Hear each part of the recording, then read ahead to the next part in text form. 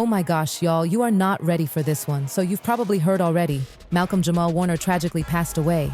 The report said it was a drowning accident while vacationing in Costa Rica with his daughter. But baby, things are not adding up. And when I tell you this story is turning wild, woo. So get this, Malcolm's last video? It was him and his daughter, and she was putting a flower on his head. Can you imagine? That's the last video. That is beyond symbolic, like some kind of spiritual foreshadowing. What's good? Yes, I got the flower in my hair. Today's my daughter's birthday. She put the flower there, so I'm rocking it. What? It's a beautiful day here in Atlanta. I just wanted to shout out and just spread some love and some good cheer. And you know, life is out here lifing, right? For me and for everybody else. But just wanted to remind you, as I remind myself, that no matter what's going on, there's always a reason to smile. But here's where it gets real sketchy. People started pointing out how the info around his death just doesn't match up. And I get it, okay? Early reports are often messy. But why are officials sticking to a version of the story even after others have come forward with different details? It's weird. Now listen to this tea. Allegedly within 24 hours of his death, Malcolm's wife wasted no time and contacted a lawyer to change the beneficiary on his $12 million in assets to herself. Excuse me? It gets worse. She allegedly wouldn't even let his daughter see him one last time. And she allegedly said no to an autopsy at first. Like, girl, what are you hiding? And guess who else isn't buying the story? His ex, Regina King. Yes, that Regina. The one he kicked out of his house with her son. No explanation, nothing. Just cold. It's all so messed up. So, what really happened in Costa Rica? The Judicial Investigation Agency there, OIJ, claimed that Malcolm was at the beach with his 8-year-old daughter on July 20th, and while she wasn't in the water, he got caught in a rip current and drowned. That's their official line. But hold on, there were other reports saying the exact opposite, that his daughter was in the water, and Malcolm actually drowned trying to save her. Like, hello? Still, the OIJ doubled down on their version. They said he was playing at the shore, then left her out of the water, and he and a friend went in. That's when they were swept away. The friend got out. Malcolm didn't. Red Cross tried CPR, but it was too late. But wait. Then Albert Lyon, the chief of the tourist police in that area, who was actually there, was like, nah, that's not what happened. According to him, the daughter was in the water with Malcolm, and yes, he was trying to save her. He even said Red Cross treated the girl right there. She didn't even need to go to the clinic. So now the question is, why is the OIJ pushing a version that the officer on the scene flat out disagrees with? Like, what's going on?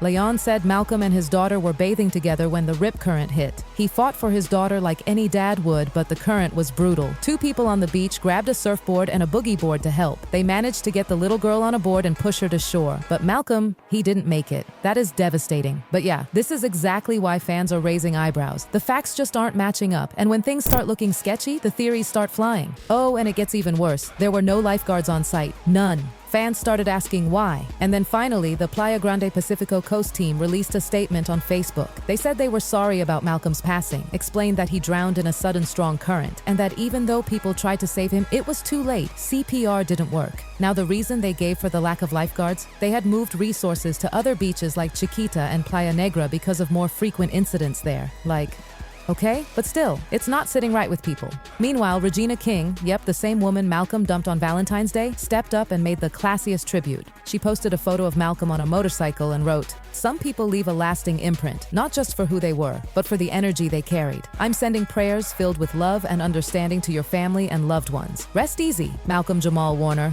And then she posted another photo and simply wrote, "Ride in power." Y'all, this woman has grace. Because honestly, I wouldn't blame her if she hadn't said anything at all. Let's back it up a bit. Regina and Malcolm, they go way back. They met in the 80s during their sitcom days, but didn't start dating until 2011. Childhood dreams came true. They were private about their relationship, and Malcolm once said on BET that they like to keep their Kool-Aid to themselves. In Regina's words, the universe had a plan, and they probably wouldn't have been ready for each other earlier. It was beautiful. For a while. Then, boom, March 2013, it was over. Just 2 years in. And girl, it wasn't pretty.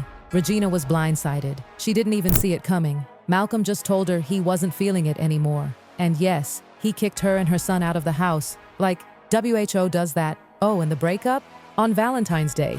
Valentines Day. She told Us Weekly the story. She said she doesn't even have a favorite Valentine's memory because someone broke up with me on Valentine's. Then he sent her flowers that said, "I still love you." And she threw them straight in the trash. And he was mad? The audacity. You know, I need to do a better job at it. I do. I've been so busy with work, and my girlfriends are like, "Do you think a man's just gonna go knock on the door and like I'm here?" And I think I wish he would, but I have to make that more of a priority. And now, after all that, she still had the heart to make a beautiful tribute. That's maturity, y'all, especially knowing what she's been through. Let's not forget, Regina lost her son, Ian. He died by suicide. When she did that first interview with Robin Roberts, it broke people. She was clearly still grieving. She said she's come to understand Ian's decision, even if it's painful. She said that being Ian's mom is her favorite thing about herself, that even when she talks about it with tears, with laughter, with emotion, it's all part of loving him. And now she believes grief is just love with no place to go. And the sadness will never go away. It'll always be with me. And I think I saw somewhere the